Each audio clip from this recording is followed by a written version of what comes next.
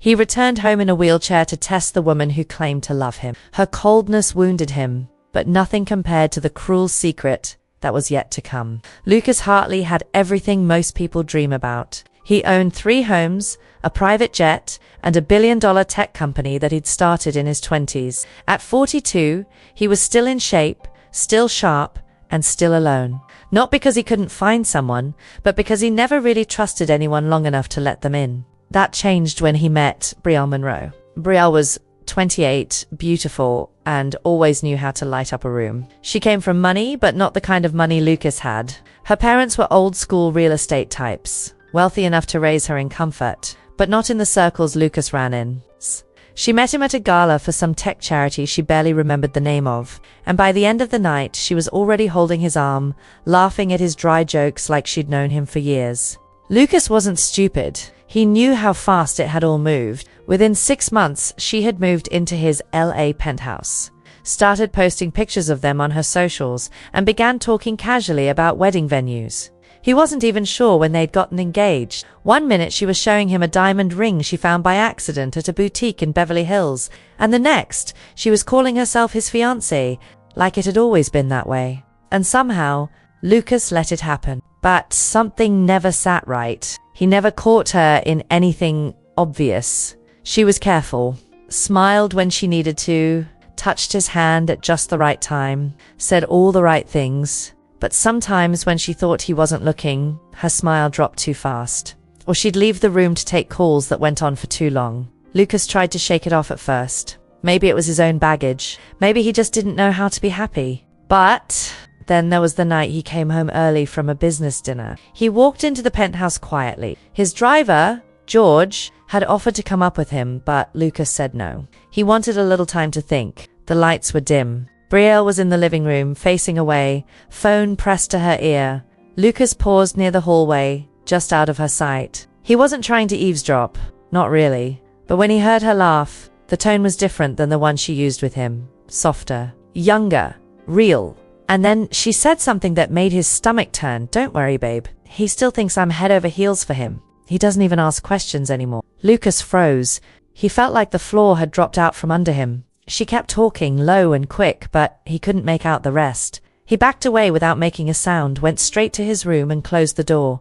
That night he didn't sleep. He stared at the ceiling, going over every moment with her, trying to figure out if it had all been fake from the beginning. The next morning, she acted like nothing happened, smiled at him over breakfast, kissed him on the cheek, asked if he wanted to go wine tasting that weekend. Lucas smiled back, but inside something had snapped. He couldn't marry her, not without knowing the truth. But confronting her would tip her off, and if she was hiding something real, she'd just lie again. That's when the idea came to him. A test. Not something small like checking her phone, something big. Something that would show him who she really was when she thought he was at his weakest. So he started planning. He told George everything. George had been with him since his first office space fit into a studio apartment. The man was in his late 50s, bald, calm, and always ready to do what needed to be done. George didn't like Brielle. He never said it out loud, but Lucas could tell.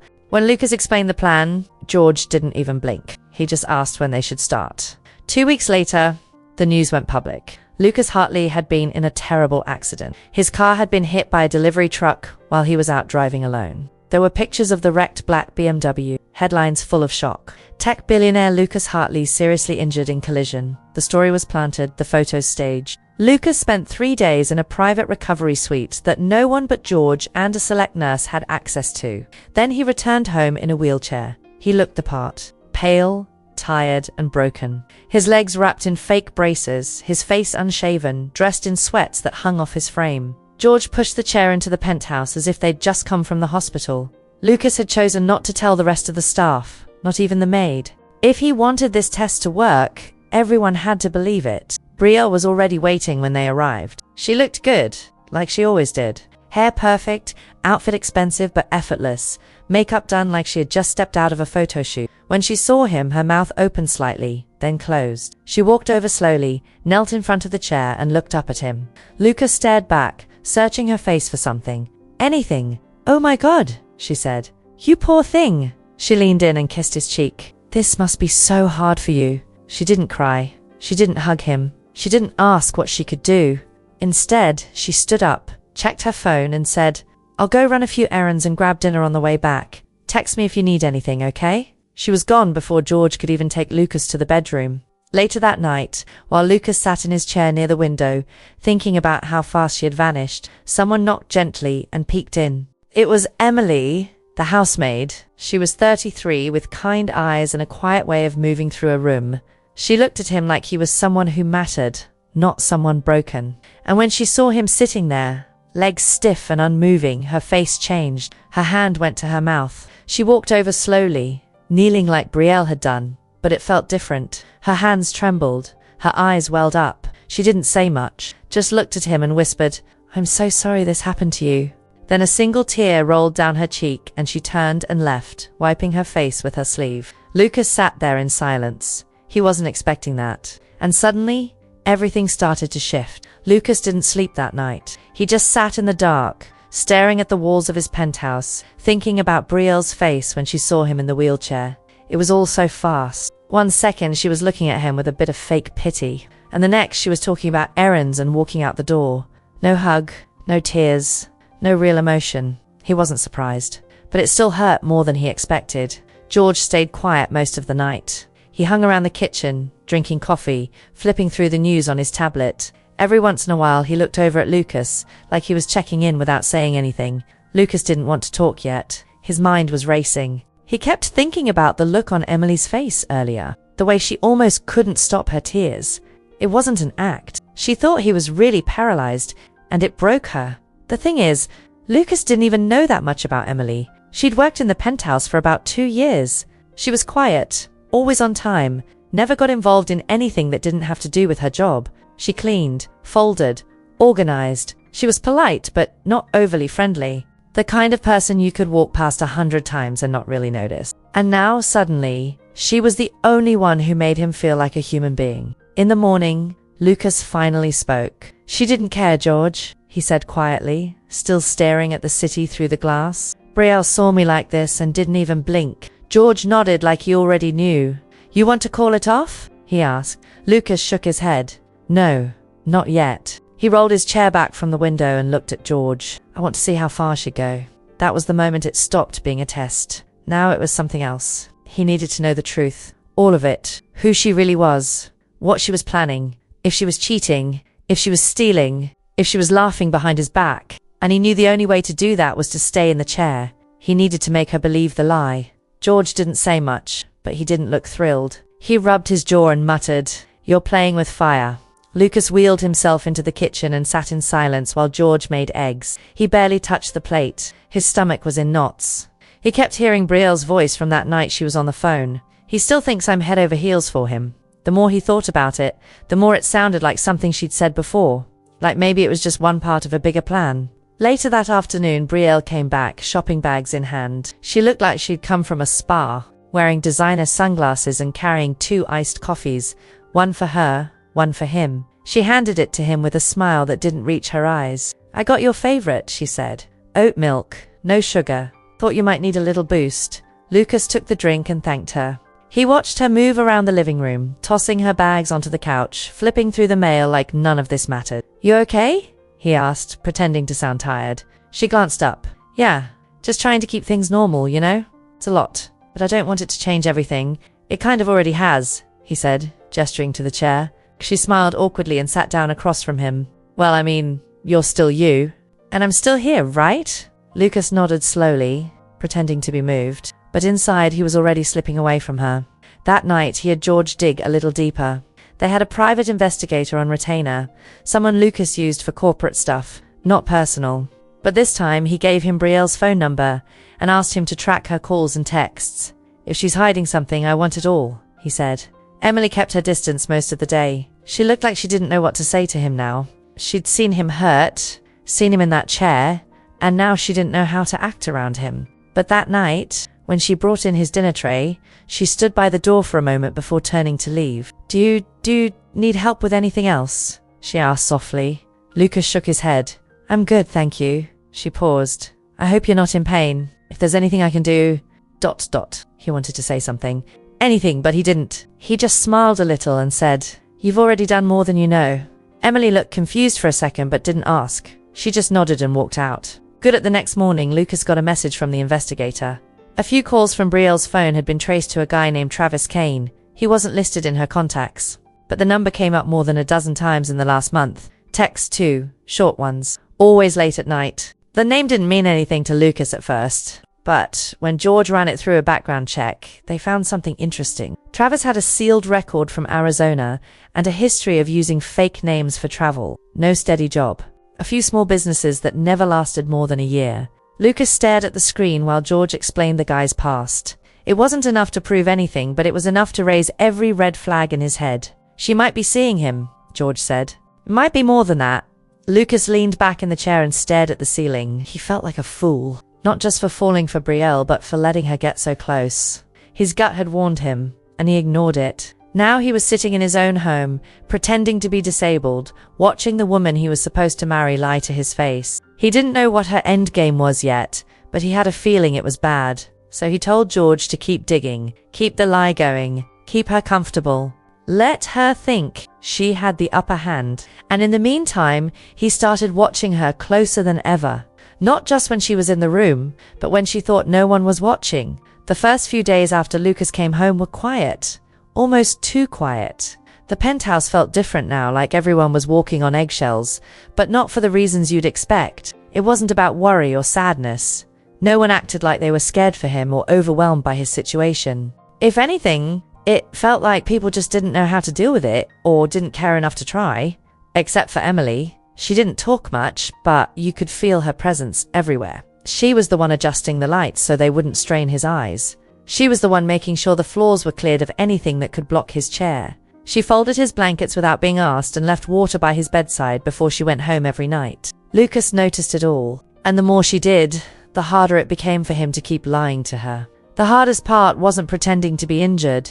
It was watching someone who actually cared suffer because of it. Meanwhile, Brielle was acting like nothing had changed. She left early most mornings, always with a different excuse. She had meetings even though she didn't technically work. She had plans that couldn't be rescheduled. She came home smelling like hotel shampoo more than once, and once, Lucas noticed a small red mark on her shoulder that hadn't been there the day before. She'd tried to cover it with makeup, but the edge of it was still visible under her tank top. He didn't say a word. Not yet. Every time she walked in and gave him a dry kiss on the forehead or handed him a takeout bag without looking him in the eye, he felt something in him tighten. Not anger. Not even betrayal. Just a slow, quiet disappointment that sank deeper every day. She still posted pictures of them sometimes. Old ones. Ones from before the accident. Happy, smiling photos that told a story that wasn't real. Her captions were full of hearts and words like grateful and stronger together. Lucas wondered if she even believed any of it, or if she just wanted the likes. Her followers flooded the comments with love and sympathy. She didn't answer most of them. She just let the attention roll in. Emily, on the other hand, didn't post anything. Didn't talk about work, didn't gossip. She just showed up, did her job, and looked at him like he was still a man, not just a person in a wheelchair. One afternoon, Lucas was sitting by the window when he saw Brielle leaving the building again. She was dressed up, hair done, full makeup, the kind of effort she hadn't made around him in weeks. She didn't say goodbye. Just grabbed her purse and walked out the door like she was late for something important. Lucas watched her from the glass, then turned when he heard the soft clink of dishes behind him. Emily had brought him lunch. A simple sandwich, some soup, and a small plate of fruit, cut neatly the way she always did. She didn't say anything at first, just set the tray down and made sure the water glass was full. "You don't have to do all this," he said after a moment. Emily looked up, surprised he'd spoken. "It's my job." "Yeah, but you go out of your way." She gave a small shrug. "You've been through a lot." He looked at her closely. "Why does it bother you so much?" She hesitated, then said, "You don't seem like the kind of person who's used to asking for help. That must be hard." Lucas didn't know what to say to that. She wasn't wrong. He'd spent his whole life solving problems on his own, building everything from the ground up. Now he had to let people push him from room to room like a piece of furniture. It felt humiliating. Except with her. With Emily, it didn't feel like pity. It felt like care. "I used to take my legs for granted," he said quietly, not even sure why he said it. Emily nodded. Most people do. She didn't ask for details, didn't press him with fake concern or dramatic questions. She just gave him a warm towel to wipe his hands and went to clean the kitchen. Later that night, George came in with an update. He'd been tracking Brielle's movements more carefully, and something new had popped up. She had gone to a different hotel this time. Not a fancy one. A cheap place downtown, the kind people used for privacy, not comfort. She's being careful, George said. She's not using her card. She's calling rides from a burner phone. But she slipped. One of the security cameras caught her with the same guy again. Tall, dark hair, bit of a rough look. I'm working on identifying him. Lucas didn't even flinch. He just nodded, processing. Let her keep going. I want her to feel safe. George gave him a look. You sure? We've got enough to confront her. Not yet, Lucas said. Not until I see exactly what she's trying to pull. He knew Brielle wasn't just cheating. There was something bigger happening. The secrecy. It's a fake phone. The new guy. It felt like a plan, not just a fling. And Lucas wanted to see the full picture before he exposed her. The next day, something unexpected happened. Emily came in earlier than usual. She looked a little nervous, but calm. She had a book in her hand and a small box wrapped in brown paper. This was supposed to be for your birthday, she said, placing the box on the table. I didn't know what to get someone like you, so I made something. Lucas looked at the package, then back at her. You didn't have to do that. I know. I wanted to. He unwrapped the box carefully. Inside was a handmade photo frame, simple but clean, with a black and white picture of the city skyline at night. It was his favorite view, the one from his office window before they moved into the penthouse. He had told her about it once, months ago, in passing. You remembered, he said quietly. Emily smiled. You said it made you feel calm. Lucas held the frame in his hands and didn't know what to say. Nobody had ever made him something by hand. Not since his mum, before she passed. Everyone else gave him luxury items, expensive watches, tech gadgets. This was something else.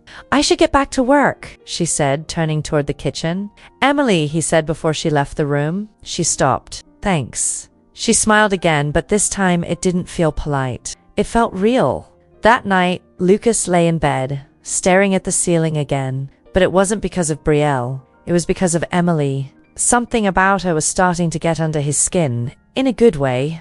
And for the first time in a long time, he started to wonder what would happen if the truth came out. Not just about Brielle, but about himself. Because if Emily ever found out he was faking the whole thing, that he'd lied to her face while she cried for him, ...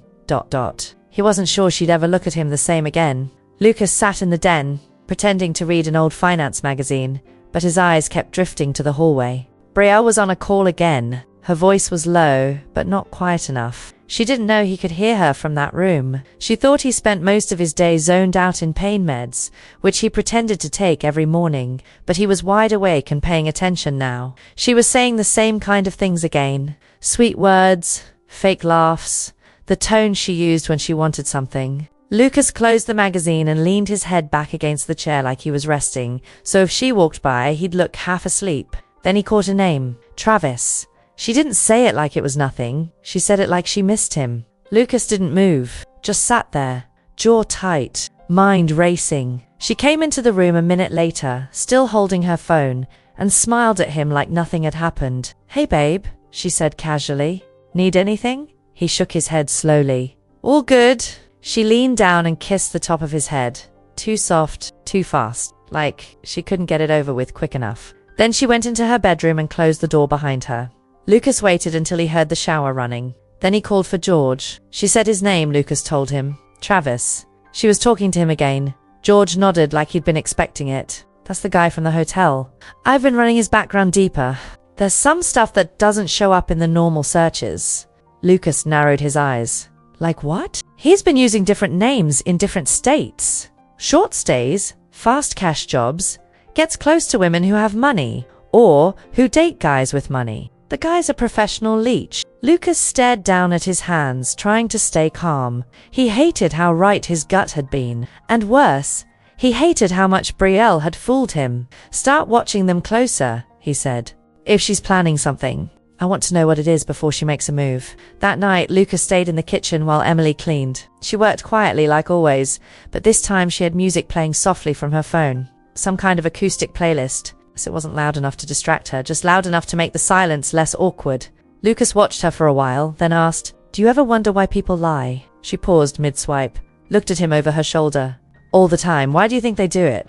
Emily wiped her hands on a towel and leaned against the counter. Some people lie to protect someone. Some lie to get away with something. And some just do it because it's easier than telling the truth. Lucas nodded slowly. What about the people who get lied to? She took a breath before answering. They usually already know. Deep down, they just don't want to admit it.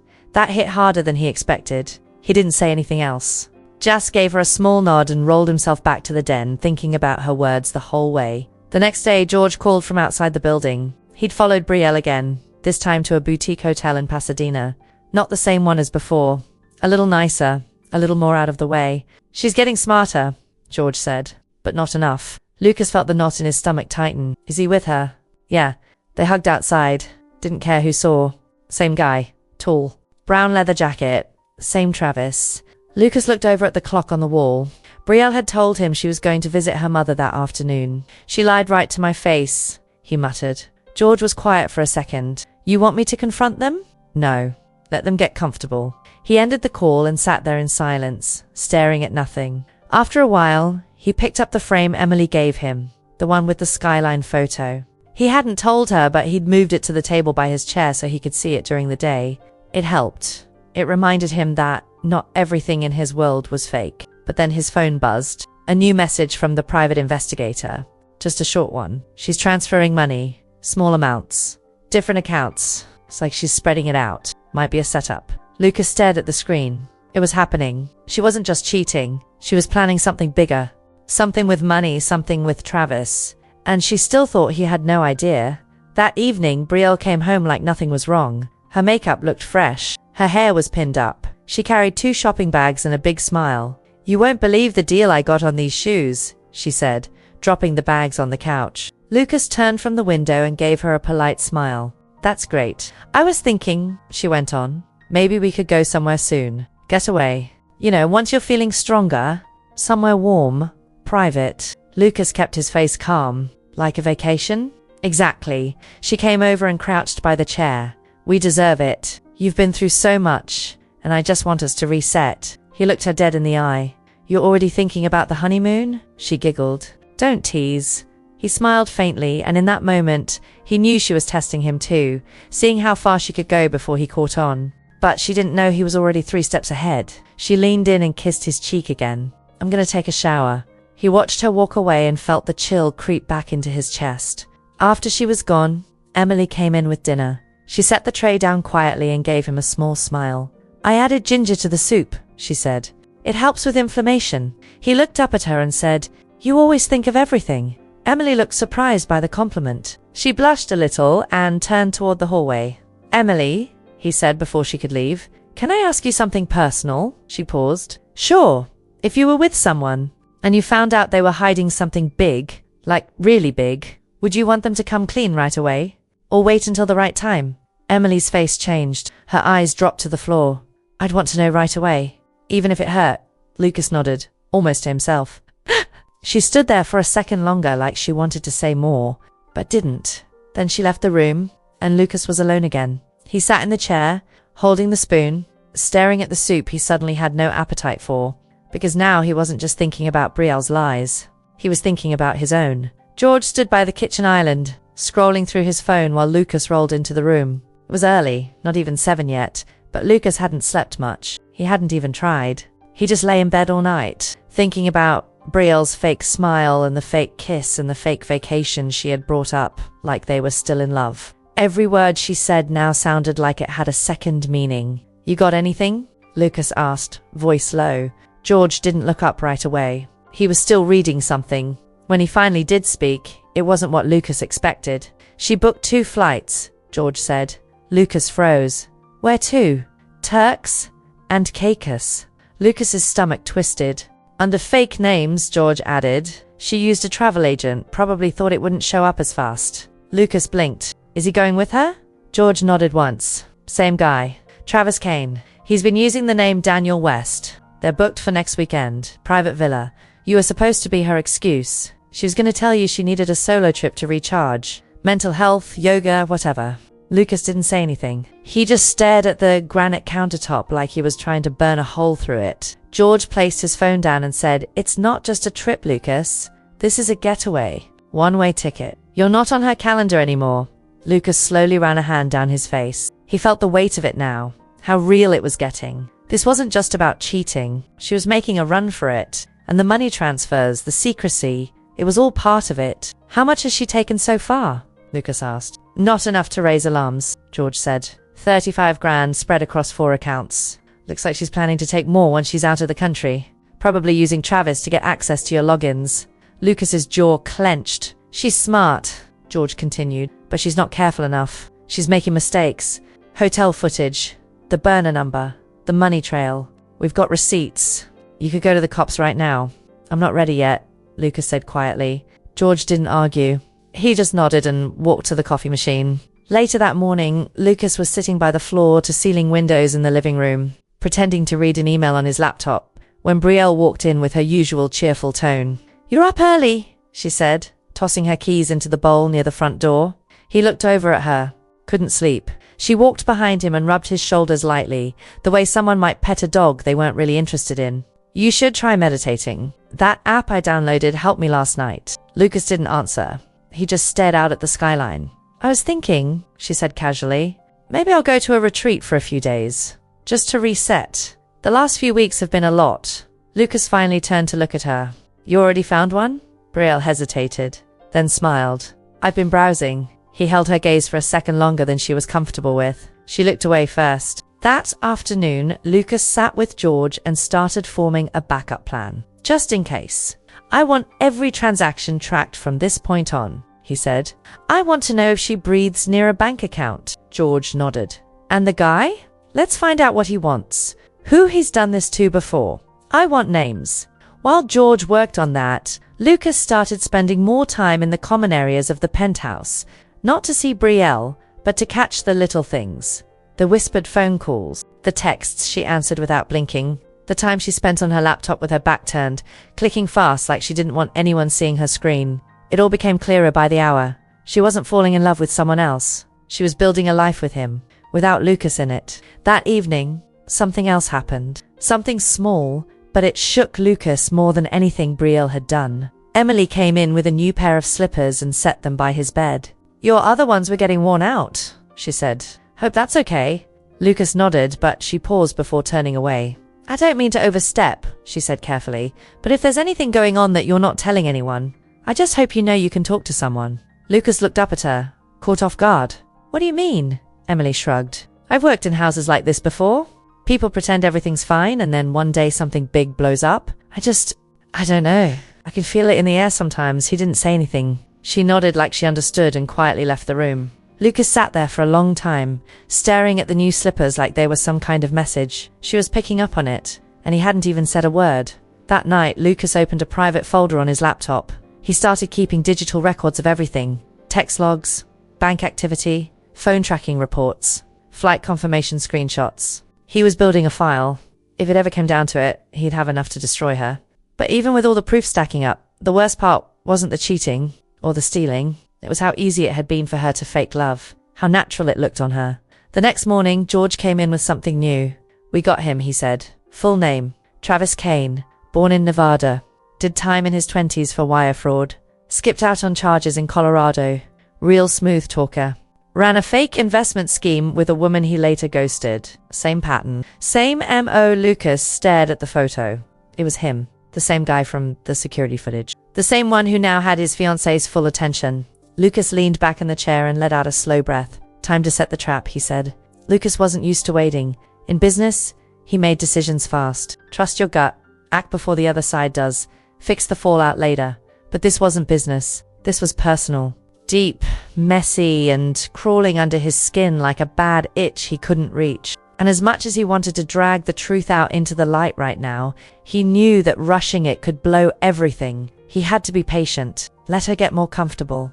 Let her think she'd won. So, he played along. He let Brielle believe he was stuck, defeated, depressed. He stayed in the chair all day, rolling slowly from one room to the next, like a man who had no energy left to fight. When she came home, he smiled weakly, asked how her day was, nodded through her stories, which were always shallow and vague, full of fake errands and long lunches with people he never met. Every word she said was like a loose thread, and he was pulling gently, waiting for it all to come apart. But what really made him stop and think that weak wasn't Brielle. It was Emily. It was the way she knocked softly before coming in, even when the door was open. The way she set his coffee down next to him, just the way he liked it. No milk, a pinch of cinnamon, without him ever asking. It was the way she didn't rush out of the room like the others did. She wasn't scared of his chair. She didn't treat him like something fragile or awkward. She just treated him like a person. Lucas found himself watching her more closely,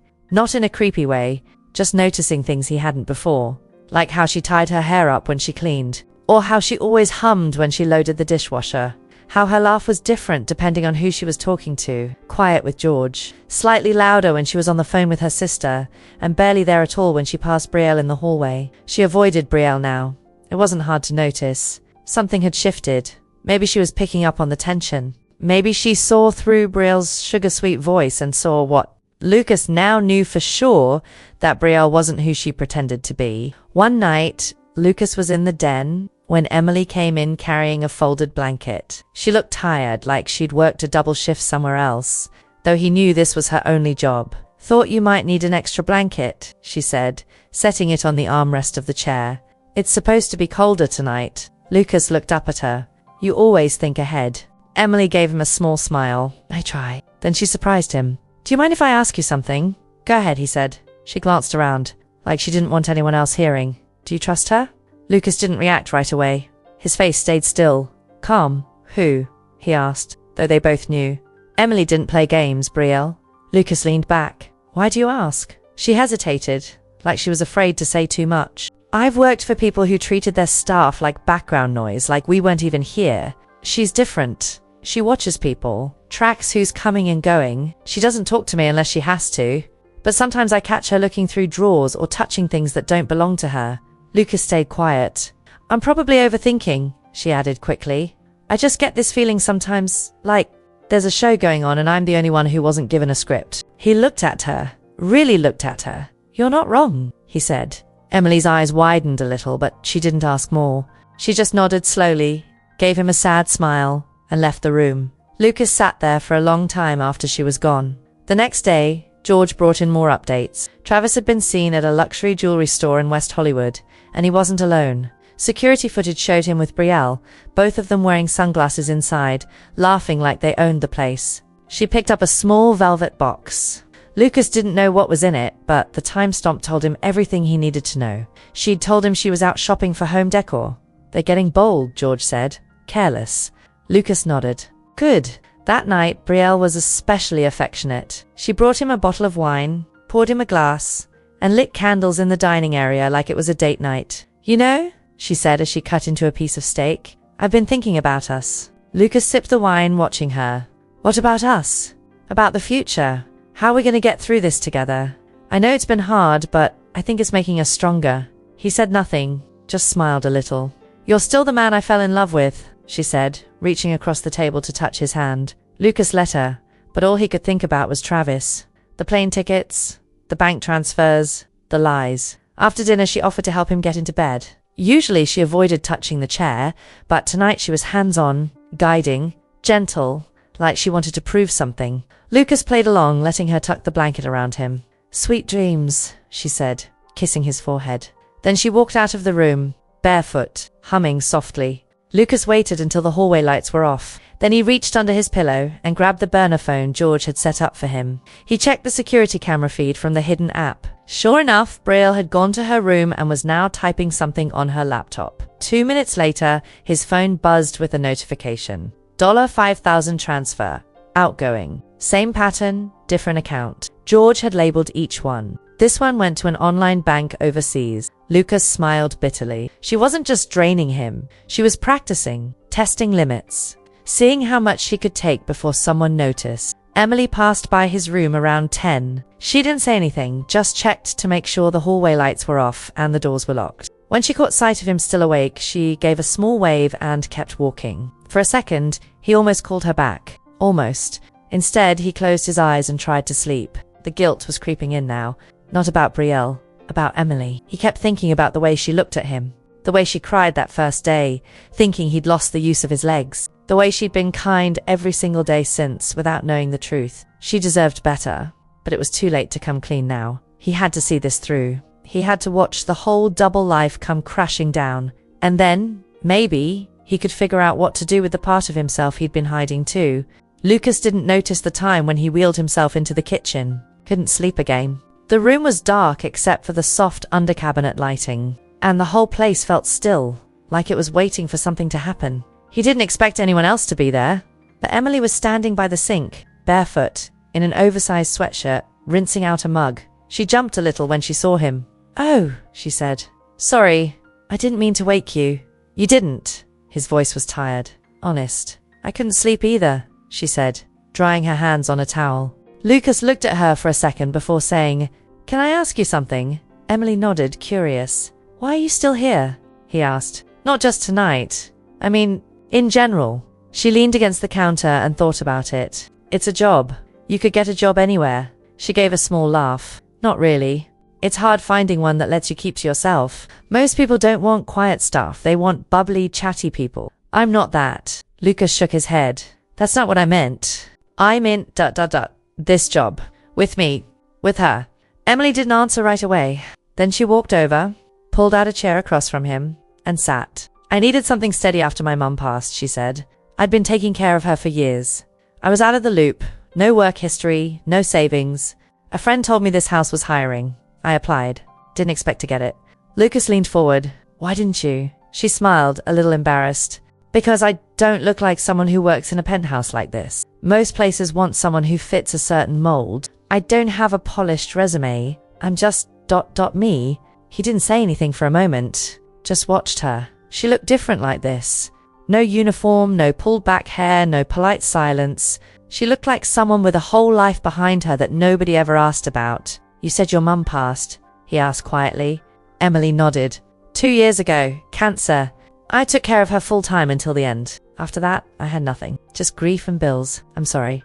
"Thanks," she said, folding her hands on the table. "She was the only person who really saw me. Losing her ... I don't know." Everything just got quiet. Lucas understood that feeling too well. He looked down at the table, trying to keep his own memories from hitting too hard, but they came anyway. "My mum died when I was 15, he said, suddenly. "Stroke. 1 minute we were arguing about my report card. Next thing I know, she's on the floor and everything's different." Emily's face softened. "That's a lot for a kid." Lucas nodded slowly. "Yeah, it was." They sat in silence for a minute. A quiet that wasn't awkward, it just ... settled. Emily glanced at him. "Do you miss her?" "Every day." She looked down at her hands. "Me too." The sound of the fridge kicking on made both of them look toward it, then smile a little. It was one of those random, unimportant moments that somehow made everything else feel more real. Lucas cleared his throat. "You know, before all this happened, I didn't let people in. Not really. Everyone either wanted something or assumed I wanted something from them. Money changes things," Emily said.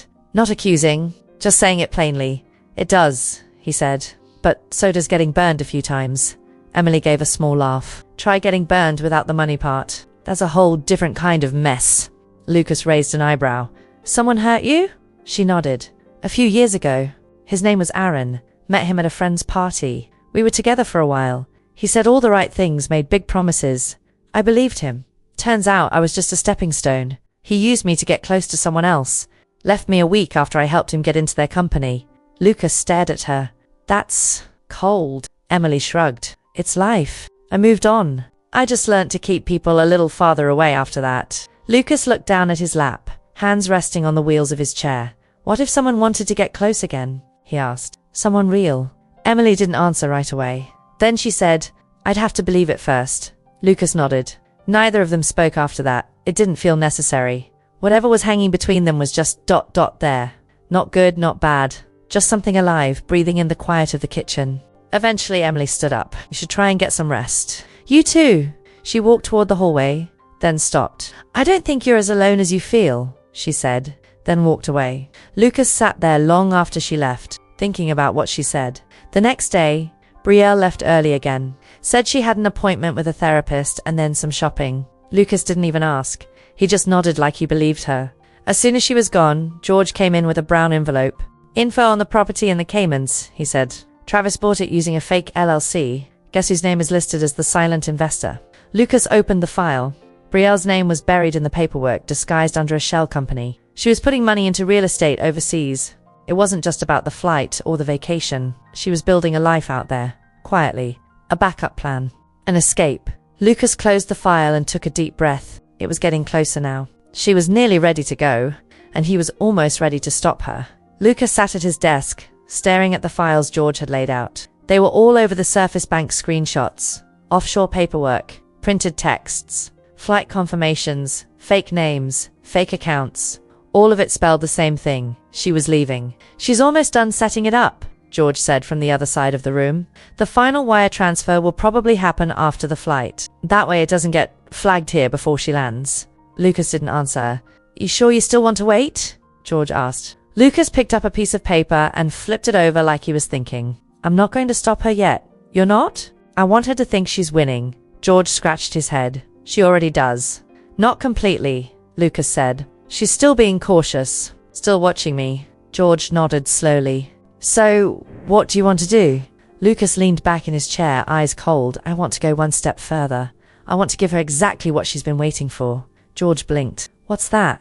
Lucas turned to face him. Control. The next morning, Lucas had Brielle meet him in the living room. She came in wearing a cream-colored silk blouse and perfect makeup, like she hadn't just spent the past 2 weeks planning to disappear with another man. She smiled the way she always did, sweet and soft, like she actually believed he still bought it. You wanted to talk? She asked, sitting across from him. Yeah. Lucas gave her a tired smile. I've been thinking a lot. Brielle tilted her head like she was really listening. About what? About the future. About what happens if I can't fully recover. Her expression barely flickered. You don't have to think like that. But I do, he said. This might be permanent. If that's the case, I need to be realistic. She looked down for a second, then nodded. I understand. I've been working with my lawyer to update my will and the trust, he added. That got her attention. Her eyes jumped up, but she caught herself and softened her face again. You don't need to worry about that now, she said. I do, Lucas said. If something happens to me, I want you to be protected. I want to make sure you're taken care of. She reached over and touched his hand. That means a lot. I've arranged for a notary to come next week, Lucas said. We'll finalize everything then. Brielle blinked fast, like she couldn't believe it. You're serious? Completely. She stood up and walked around to hug him from behind. I love you, she whispered. Lucas didn't move. He just let her arms stay there. And in that moment, he realized how numb he'd become to the sound of those words. When she pulled away, she was practically glowing. He watched her walk out of the room with a bounce in her step. George came in 30 seconds later from the other hallway. She bought it, Lucas said without turning around. Of course she did. I want to stage a signing. Make it feel real. Something she won't question. George nodded. So, what's the plan after that? Lucas looked down at his hands. Let her think she has everything. Let her go all the way. And then? Then we hit her with everything we've got. Later that day, Emily came into the office with a new set of towels for the guest bathroom. She paused when she saw all the papers on the desk. Sorry, she said, backing up. It's okay, Lucas said. Come in. She hesitated, then stepped forward. That's a lot of paperwork. Just making some changes to things, he said. Emily nodded. Well, let me know if you need help organizing anything. She turned to go, but he stopped her. Emily. She looked over her shoulder. Thanks for being here. Her face softened. You're welcome. Then she left. Lucas stared at the door long after it closed. The fake notary came the next week, just like they planned. She was actually George's cousin, a former legal secretary who knew how to play the part. She came in wearing a navy blazer, thick glasses, and a clipboard. She greeted Brielle warmly and shook Lucas's hand like it was all business. Lucas signed slowly, pretending his hands hurt more than they did.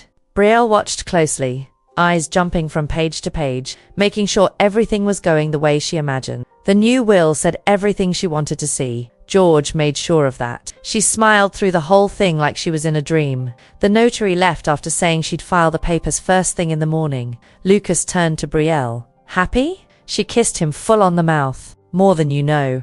That night, Brielle made dinner herself. Not takeout, not delivery. Real food. Or at least what looked like an attempt at real food. She stood in the kitchen in heels and an apron, stirring pasta and humming some random song he didn't recognize. Lucas sat nearby, pretending to read while watching her. You should eat more, she said, plating the food. You've lost weight. He gave a weak smile. Hard to eat when you're this stressed. Well, we're getting through it, she said. You'll see. Everything's going to get better. Lucas nodded. He didn't trust himself to speak, because she looked so sincere, so calm, so normal. And the whole time, her burner phone was tucked in the front pocket of her designer bag, lighting up with a new message from Travis. Meanwhile, George was watching everything from the hallway monitors. He had set up the new camera angle in the guest bedroom. Travis had shown up at the building last week but hadn't been let in. Lucas had told security to keep a record. 2 attempts in 3 days. One more and they'd called the police. But George didn't want the police. Not yet. He wanted the video, the entry logs, the texts. He wanted the whole plan in their hands before they dropped the bomb. The trap was set. The clock was ticking. They just had to wait for Brielle to make her final move. And that time was coming. Fast. Brielle was different now. She was still playing the same sweet, caring fiancée role, but it wasn't the same as before. Something about her had changed. She moved faster, talked less, smiled more. But it wasn't real smiling. It was the kind that disappears the second no one's watching. Lucas had seen her do it to the mirror when she thought she was alone. That was the moment he realized she was practicing, making sure she had it down in case someone was really paying attention. But someone was. Emily wasn't dumb. She wasn't loud about anything, but she saw things. Lucas could tell she was noticing more than she let on. She didn't ask questions, but she started watching the door more often. Not in an obvious way, just little things. Like how she paused a second longer when she brought in the mail, or how her eyes narrowed when she saw Brielle come home without shopping bags even though she claimed she'd been out shopping all day. Lucas saw it too, but now he was watching Emily just as much. That morning, Brielle made Lucas a smoothie, a real one, not store-bought, not from her favorite overpriced wellness bar. She walked it over to him with a smile and kissed the top of his head. "You need your strength," she said. Lucas took it without speaking. He sipped it slowly while she scrolled on her phone, tapping and swiping like she had somewhere else she'd rather be. Then she looked up. "I was thinking," she said, "maybe I'll book that retreat after all. The one in Sedona. Just a few days. I think it would help me clear my head." Lucas kept his face still. "If you think it'll help, I'll make sure everything's in place here before I go. You won't even notice I'm gone." He gave a small nod and looked away. She smiled again and went to the bedroom, locking the door behind her. As soon as she was out of sight, Emily walked into the living room carrying clean folded towels. She stopped when she saw the untouched smoothie on the table. "She made that?" she asked without thinking. Lucas looked up, surprised by her tone. "Yeah." Emily walked over and picked it up, sniffed it lightly. "It smells like chalk." He laughed softly. "I didn't plan on finishing it." Emily sat the glass back down and looked at him. "I probably shouldn't say this, but I don't trust her." Lucas raised an eyebrow. "What makes you say that?" Emily sat down on the ottoman across from him, holding the towel stack in her lap.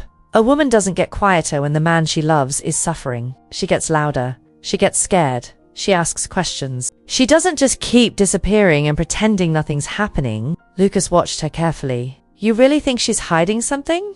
Emily didn't hesitate. "I think she's hiding a lot." He nodded slowly. "What if I told you you're right?" Emily blinked. "I'd believe you." Lucas leaned in just slightly. "And if I told you I haven't been completely honest either?" She tilted her head. "I'd ask why." They both sat there in silence for a long moment. Then Emily stood. "You don't owe me anything," she said. "But I hope someday you'll tell me the truth." She walked away before he could respond. That night, Brielle came into the living room with a small wrapped package. She handed it to Lucas with a grin. "It's not your birthday," she said, "but I saw this and thought of you." Lucas opened it slowly. Inside was a black leather wallet with his initials pressed into the corner. It was expensive. Too expensive for someone who didn't have a job or her own money. "It's nice," he said. "Where'd you get it?" She gave him a small smile. "Just a boutique. Don't worry, I used my card." He turned the wallet in his hands. "You still have that old account your dad set up for you?" She hesitated, just for a second. "Yeah. Why?" "Just curious." The next day, Lucas asked George to pull the financials on her dad's account. It had been closed 6 months ago. Her money now came from him. Every dime. That night, while Lucas sat in the den pretending to read, Emily walked in holding her phone. Her face was pale. "I didn't mean to overhear," she said, "but I think you should see this." She handed him her phone. The screen was open to a social media story. It showed Brielle in the background of a blurry video at some rooftop bar. She was laughing with a man, hand on his chest. The video was short, only a few seconds, but it was enough. You couldn't see his face clearly, but Lucas didn't need to. It was Travis. He knew it. The shape of him. The jacket. The way Brielle leaned into him like she belonged there. "She said she was at yoga," Emily whispered. Lucas didn't respond. He just handed her the phone back and stared out the window. Emily sat down next to him. Why are you letting this happen? I need her to think she's safe, he said. It's the only way to catch her for real. Emily looked over at him. You're not really paralyzed, are you? He turned to her. Their eyes met, and for the first time he didn't try to lie. No. She nodded like she already knew. Then she stood up, walked to the door, and paused. I won't say anything, she said. But be careful. This won't end the way you think it will. She left the room, and Lucas sat there, feeling something shift. It wasn't just about the scam anymore. Someone else knew now, and everything was about to change. The air in the penthouse was different that morning. It was the kind of quiet that didn't feel calm, the kind that pressed against the walls like something was holding its breath. Even George noticed it. He came in early and didn't even take off his jacket. She's almost ready, he said.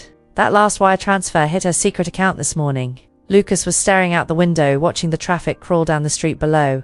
His hands were loose in his lap. He didn't look angry. He looked tired. But underneath that calm, something sharp was waiting. She said she wants to go over wedding plans tonight, Lucas said. George gave a short, dry laugh. She's bold. She's greedy, Lucas said. He didn't need to say more. By late afternoon, Brielle came home carrying shopping bags. One from a luxury skincare brand, one from a jewelry store. She hummed while she unpacked them in the bedroom. Lucas sat in the living room waiting. The apartment smelled like new candles and designer perfume. All the signs of someone who thought she was about to walk away with everything. She came out wearing a soft cream dress that looked new. She did a slow turn in front of him. You like it? She asked. He smiled politely. It looks expensive. She grinned and sat beside him. I wanted to look nice tonight. I made a reservation for dinner. Just us. I figured it's been a while since we had a real date. Lucas nodded. Sounds good. But first, she said, reaching into her purse, I thought maybe we could go over the honeymoon stuff. She pulled out a brochure. Lucas didn't even look at it. His eyes were on her. You already picked a place, he asked. Well, I had a few ideas, she said, flipping through pages. Bali, Maldives, or Turks and Caicos. I know you can't travel yet, but I figured we could book it anyway. Something to look forward to. He kept watching her, calm. She talked like she meant it. But Lucas had already seen the flight confirmation with her and Travis's fake names, flying out to the very place she now pretended she wanted to go with him. He leaned back in his chair. You ever been there before? She froze for half a second, just enough for him to catch it. Turks and Caicos? She asked. He nodded. No, she said too quickly. But I've always wanted to. Lucas smiled again, a small one, barely there. Me too. She reached out and touched his hand. We deserve this, you know? He looked down at her hand, then back at her. We really do. She didn't notice the way he said it. After she walked away to get dressed for dinner, George came in through the side entrance. You still sure about tonight? George asked. Lucas didn't answer at first. Then he said, She's had her chance. He rolled into the bedroom and pulled open the drawer with the hidden recorder. It was already running. Dinner wasn't fancy. Brielle picked a low-lit restaurant with soft jazz and overpriced wine. She spent the whole ride there talking about venue ideas, bridesmaids, cake flavors. Lucas nodded, asked a question here and there. She didn't notice that his eyes never matched his smile. Halfway through dinner, she got a text. She looked at her phone under the table, her fingers tapping quickly. Work? Lucas asked. She jumped. What? Oh yeah, just Dot, my friend from yoga. Which one? She blinked. Shannon. Lucas nodded. Tell her I said hi. Brielle smiled and went back to her wine. After dessert, they went back to the penthouse. She kicked off her shoes and started humming again, heading toward the bedroom. Lucas waited. He gave it 10 minutes. Then he rolled quietly to her room. The door wasn't fully closed, just enough to look like privacy, but not enough to actually have it. She was standing in front of the mirror with her phone pressed to her ear. No, he still thinks I'm clueless, she said. Yes, baby, I'm sure. He literally signed the new will. Everything's going exactly the way we planned. Lucas didn't move. I'll meet you at the airport, she said. Let me just get the last few things done. After this, we're free. Then she ended the call and turned around. Lucas was sitting in the doorway, staring straight at her. Her mouth fell open. He didn't speak, just looked at her. Babe, she said, forcing a shaky laugh. I didn't hear you. Lucas held up a hand. Don't. She blinked fast, trying to smile. Okay, look, I can explain. I don't want your explanation, he said calmly. She started walking toward him.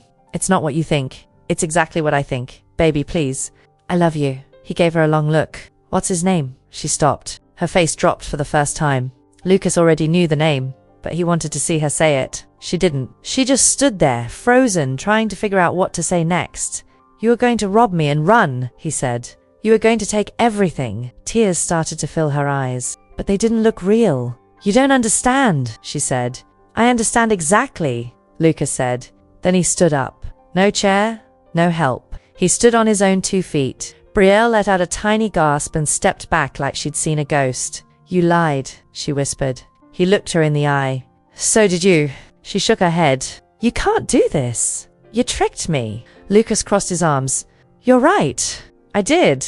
The door opened behind them. Emily stood in the hallway, eyes wide, frozen in place. Brielle turned to her. What is she doing here? She already knows everything, Lucas said. Emily didn't move. Her eyes stayed locked on him. She looked like she couldn't believe what she was seeing. George stepped into the room behind her, holding a manila envelope. Police are on their way, he said calmly. Brielle's mouth opened again, but no sound came out. You really thought I was that weak? Lucas asked. She finally snapped. You had no right. You let me think. Lucas stepped forward. You were planning to disappear with my money and a criminal. You wanted to leave me alone and broke. What part of this makes you the victim? Sirens wailed faintly in the distance. Brielle's face crumpled. She dropped to her knees, but nobody moved to comfort her.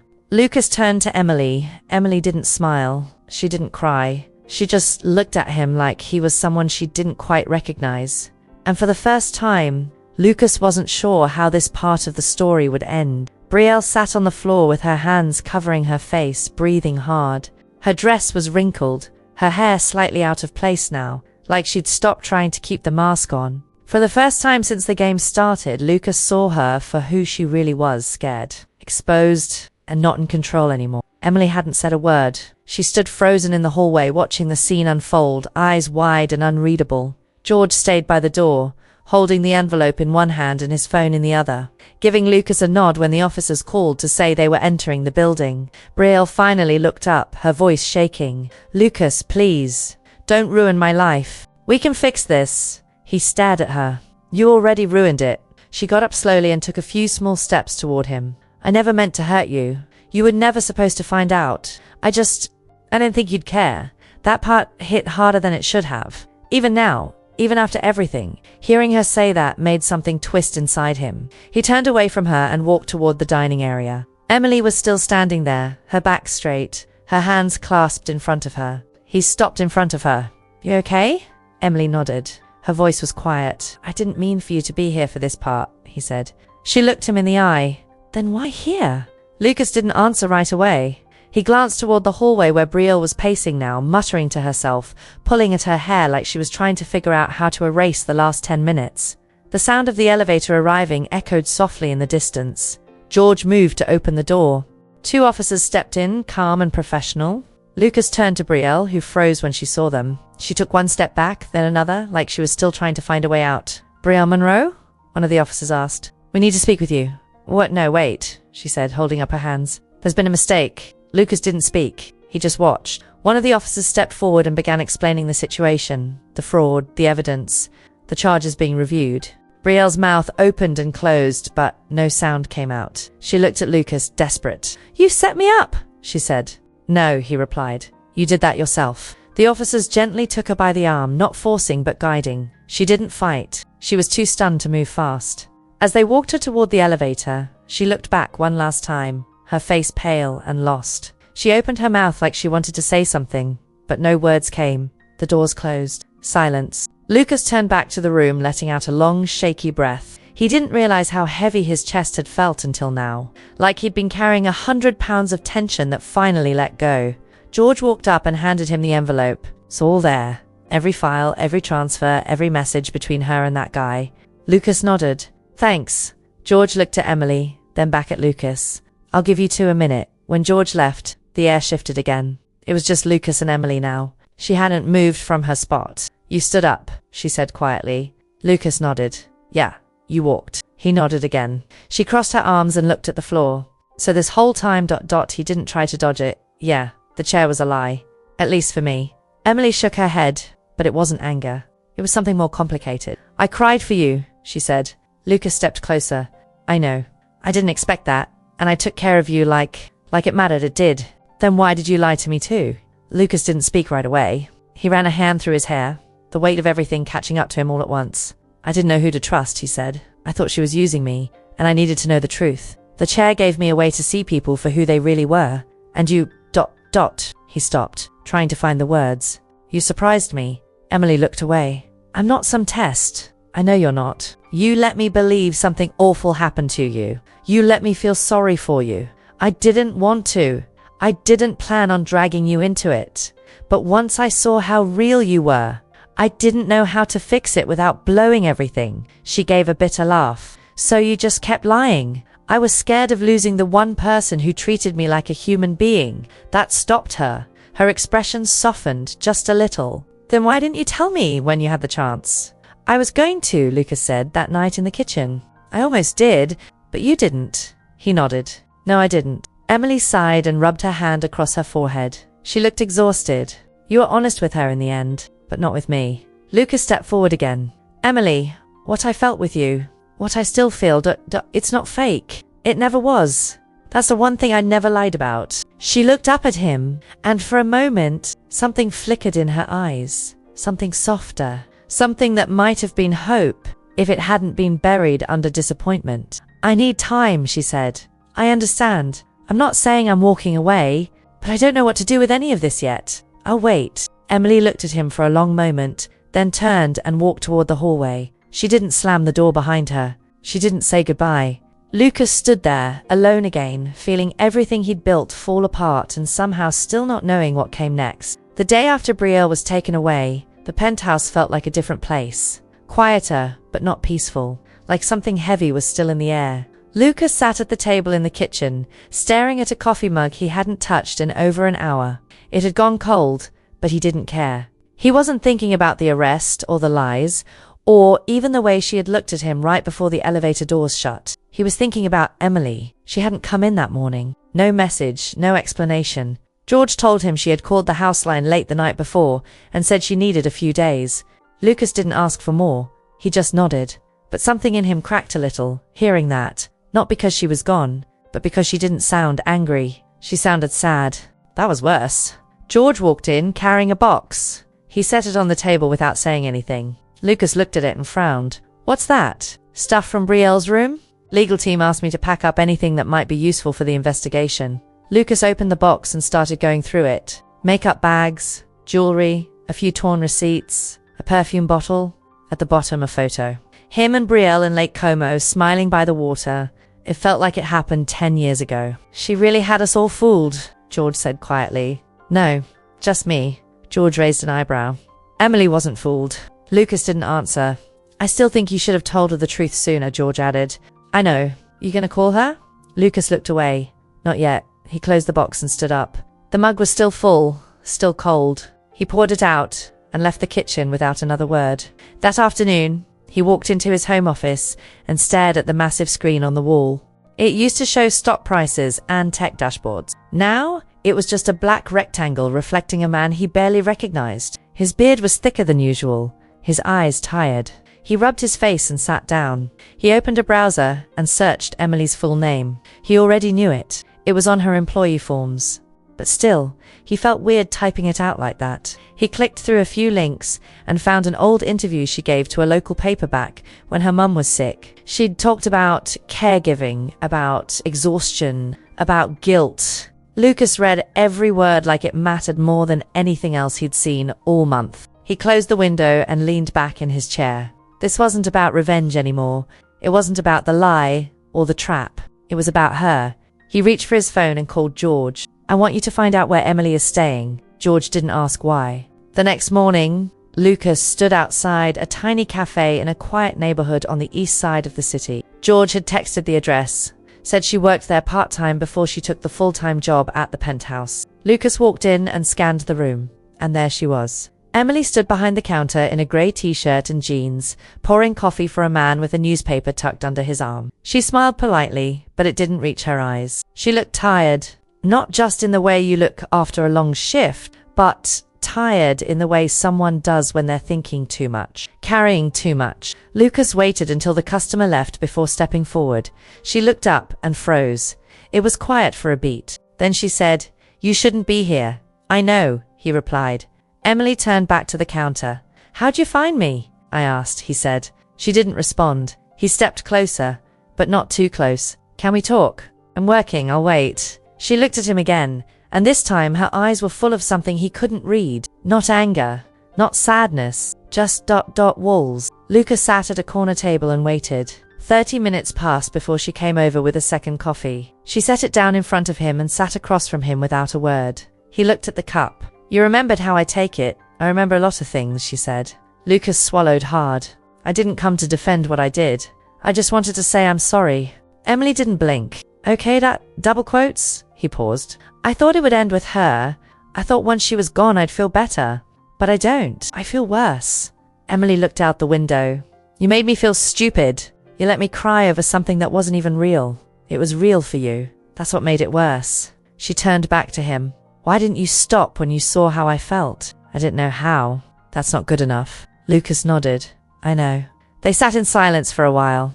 Then Emily asked, what now? I don't know, Lucas said. I didn't plan this part. I didn't think I'd get here and still feel like I messed everything up. She looked at him softer now. I'm not asking for anything, but you need to figure out who you are without the games, without the tests, because you keep looking at people like they're going to fail you, and some of us are just tired of trying to prove we won't. Lucas felt those words hit in a way nothing else had. I'm not expecting you to come back, he said, but I'd like to see you again. Even just as friends. Emily leaned back. Friends don't lie like that. I won't lie to you again. She didn't answer. He reached for the cup and took a sip. Still perfect. She smiled. Just a little. And in that tiny smile he saw something. A crack in the wall.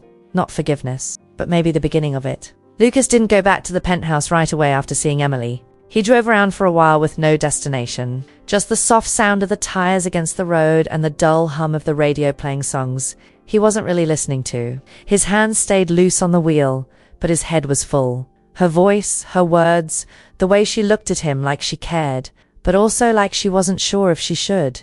It was late when he finally pulled into the garage. The lights inside the building flickered on automatically as he stepped into the elevator.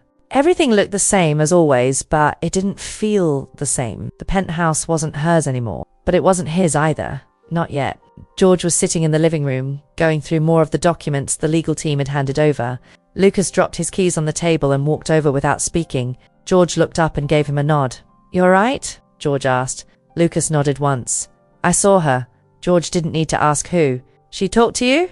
Yeah, good. Lucas sat on the edge of the couch and looked down at the scattered papers. What's all this?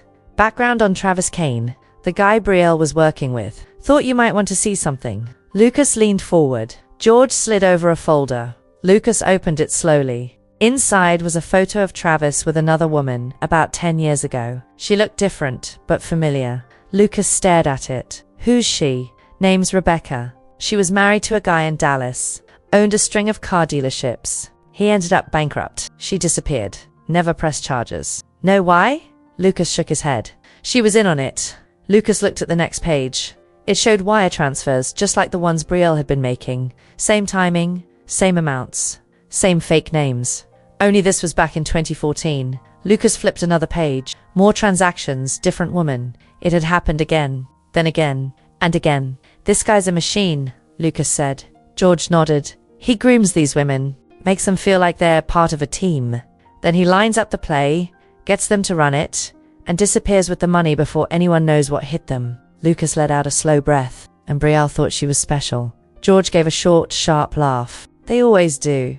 Lucas pushed the folder aside and rubbed his hands together. So where is he now? Somewhere out of the country. Cayman Islands, maybe. Bahamas. One of those. We're still tracking his last burner phone. But he'll go quiet for a while. Lucas leaned back. We'll find him. George gave a firm nod. Already on it. They sat in silence for a minute. Then George said, You know, there's one more thing you should see. Lucas looked over. I didn't want to bring it up while everything else was happening, George continued, but there's a room she was using. Brielle. She had it locked. I didn't notice at first because it looked like storage. Lucas narrowed his eyes. What kind of room? George stood and motioned for him to follow. Lucas got up and walked behind him through the hallway. At the far end of the corridor, past the guest suites and past the second den nobody used, there was a plain white door. Lucas had walked past it 100 times and never thought twice. He assumed it was for cleaning supplies or unused furniture. George took a small key from his pocket and slid it into the lock. Lucas asked, Where'd you get that? maintenance keyring. Had the building manager send over a full set, just in case. The lock clicked and the door creaked open. So Lucas stepped inside and stared. It wasn't a closet. It wasn't storage. It was something else entirely. The room was dim, but the soft overhead lights kicked on automatically. The walls were covered with photos, notes, handwritten journal pages taped up like a conspiracy board. There were screenshots printed from Lucas's social media, articles about him, his company, old interviews, even clippings from magazines. "What the hell is this?" Lucas whispered. George stood beside him, arms crossed. "I think she was studying you." There was a corkboard on the far wall filled with sticky notes words like trust, sympathy, isolation, emotional triggers, health rumors, and then dates written next to each word. Next to that, a whiteboard with a timeline. Met him, first dinner, move-in, will talks, sympathy play, withdrawal phase. She mapped it out, Lucas said, his voice low. "Like a strategy," George replied. "This wasn't just a plan. It was a campaign." Lucas walked deeper into the room, scanning the pictures. One showed him in the kitchen from months ago, drinking coffee in his robe. Another was of him on the phone in his office. Another taken from the hallway caught him watching TV late at night. His stomach twisted. "She was spying on me." George didn't answer. On the desk in the corner was a notebook. Lucas opened it and flipped through the pages. She had written about everything, his mood changes, his reactions, when he seemed suspicious, what worked to calm him down. It was like reading a script written by someone who had watched every moment of his life from behind the curtain. He found a page near the middle where she had drawn a heart and written, "Lucas equals insurance. Travis equals future." He slammed the notebook shut. George looked at him. "You want to destroy all this?" Lucas thought about it. "No," he said. "Not yet." He took one last look around the room. He wasn't even sure what hurt more, that she used him, or that she had taken the time to study him so well and never once cared. He walked out without another word. George locked the door behind them. That night, Lucas sat alone in the living room. No lights on, just the faint glow of the city outside the window. His phone buzzed. A text from Emily. "Still thinking, but thank you for coming by." He stared at the message, then typed, "Whenever you're ready, I'm here." He didn't hit send right away, but eventually, he did. The morning of the fake will signing, the sky over the city was a dull grey. It hadn't rained yet, but the air was heavy like it might pour any second. Lucas sat in the dining room wearing a plain black sweater, staring at the table where the documents were already laid out. Everything was ready. The fake will, the staged notary, a couple of cameras tucked in places nobody would notice. It had all been set up to feel real. Even now, knowing Brielle was gone, he still wanted to run the plan exactly how they'd rehearsed it. George came in holding a clipboard and a suit bag. "You sure you want to go through with this?" Lucas nodded. "If she ever tries to fight the charges, this will matter. You could have just buried the whole thing. She didn't bury anything when she tried to ruin me." George didn't say more. He set the suit bag down and stepped out of the room to make a call. Lucas stood up and looked around. The room was spotless, quiet, calm, but underneath it, everything still felt raw. Emily hadn't answered his last text. She hadn't blocked him either, but the silence was just as loud. He didn't blame her. He just missed her. The elevator chimed at exactly 11 a.m. The notary stepped out first, followed by 2 lawyers Lucas had hired just for this performance. They weren't his regular team. These 2 didn't know the full story, just that they were part of a highly confidential document review. They signed the NDA and didn't ask questions. The notary was played again by George's cousin Olivia, who looked the part in a navy dress suit and small glasses. She held a leather folder tight to her chest and smiled politely at everyone. "Mr. Hartley," she said. "You ready?" Lucas nodded. "Let's make it official." He sat down at the head of the table while Olivia laid out the documents. One of the lawyers stood nearby, watching closely. George stayed just outside the room, keeping an eye on the camera feeds. Lucas picked up the pen and paused for a moment. He thought about all the nights he'd spent trying to believe Brielle loved him. All the times he let himself fall for her smile, her soft voice, the way she made him feel wanted when nobody else had been able to get close, and how none of it had been real. Every word, every touch, every smile was rehearsed, planned, written out in notebooks and mapped across walls like he was nothing more than a job to finish. He signed the first page, then the second, then the last. Olivia took the documents back and handed them to the 2 lawyers. They nodded, flipped through the signatures, and began discussing filing options in quiet tones. George came in with a small tray coffee for the guests. San placed it gently on the table. "Anything else you need, sir?" he asked. Lucas shook his head. "No, that's it." The lawyers finished their notes and stood up. "Pleasure working with you," one of them said. "We'll be in touch with the final filing number." They walked out, followed by Olivia, who gave Lucas a tiny wink on her way to the elevator. Once the doors closed, Lucas finally exhaled. George came back in, holding a tablet. All cameras were rolling. "We've got clean audio on every word. You sure you want to keep this footage?" "Keep it," Lucas said. "I want everything, just in case." He stood slowly and walked over to the windows, watching the streets below. The weight of the whole thing was still on his chest, but something was shifting. Not peace exactly, but maybe the start of it. The truth was out. The plan was done. Brielle was gone. Travis was still out there, but not forever. George had people on it now. Lucas turned around and leaned against the window. "What's next?" George shrugged. "Whatever you want it to be." Lucas nodded slowly. "I think I'll take a walk. You want me to come with you?" "No, just me." He grabbed a jacket, slipped it on, and headed down the private elevator. The driver offered to bring the car around, but Lucas waved him off. He stepped out onto the sidewalk and started hands in his pockets, head low. The air was cooler than he expected. A little wind, just enough to keep him from thinking too much. He walked for blocks, not really paying attention to where he was going. Then he stopped. The cafe. Emily's cafe. He didn't even mean to end up there. He stood across the street, looking through the big front window. She was behind the counter, tying an apron around her waist, talking to someone with a soft smile on her face. Not a fake one, a real one. Lucas thought about walking in, but he didn't. Not yet. He turned around and kept walking. Not because he didn't want to see her, but because he wasn't ready to ask for something more. Not until he could offer something better. 3 days after the signing, Lucas got the call. It was just after 6 a.m. He was sitting in his kitchen, finally starting to feel like the house didn't belong to her anymore, flipping through an old notebook that wasn't full of lies. George's name flashed across the screen. Lucas picked up. "They found him," George said without a pause. "Travis." Lucas straightened. "Where?" "Vegas. Using a fake name. He's been there for a week. Booked into a high-end suite under one of his old aliases.